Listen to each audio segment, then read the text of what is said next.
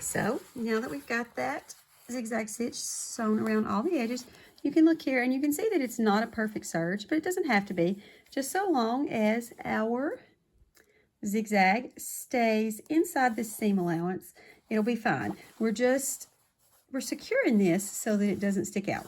So the next thing we're going to do, if you want to flip this over, go to your ironing board and press in between here to flatten that out. You can. I'm just going to go ahead and admit that is not something that I do. So we're just going to move on. The next thing you'll want to do is be folding this over and sew that top stitch on the binding. Now, I like to use clips. I just feel like it's a little bit easier than trying to fold it over and sew it down as I go. So you can use the clips or not, whatever you want to do. And before I fold it over, now's a good time to just kind of start, trimming some of these excess threads. You can always try to push them into your binding as you go, but I find that just gets on my nerves. It always wants to come out and be in the way. So you can just start trimming some of these excess threads. You're going to have excess threads where you stop and start your zigzags, and you'll have some excess threads at the miter just because of the way that we did this binding. So we're just trimming those extra threads off there.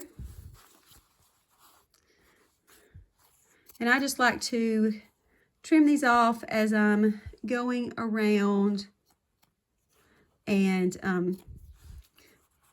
folding this binding over and clipping it. And if you don't have clips, pins will work too. So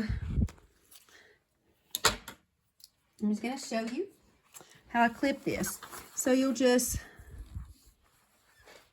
pull this over to the other side and trim any threads that you think will get on your nerves.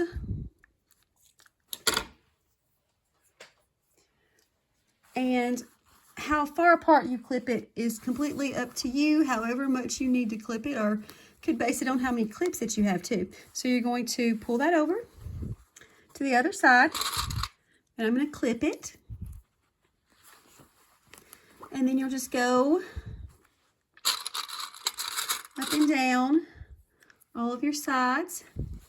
And I'm going to show you how to do the miter, because that is the part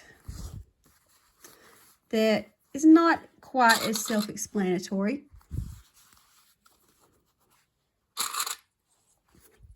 So to do the miter corners, you're going to take one corner down, pull the other side kind of up and out, and then bring it down. And you want to have a nice, neat miter there. And you can try it both ways to see whichever one gives you the result that you like the best. When you're sewing it, it's going to be easier to have it so that this side is on the top, just because you're going to be coming down this way and you won't have to worry about that kind of undoing. Whereas if you have it this way, you're sewing and that could pull out. But I'll be honest, I would just do it whichever way ends up looking the best for you. So whatever way gives you the results that you like the best. And I'm going to clip that piece there too. And if you look how it looks on the back, that looks really nice. We've got a nice, nice corner on the back too. So like I said, whichever way gives you the result that you like the best. And then you'll just go through, flip these over, and clip until you get them all ready to go. And I'll meet you back here at the sewing machine to show you how to do the top stitch.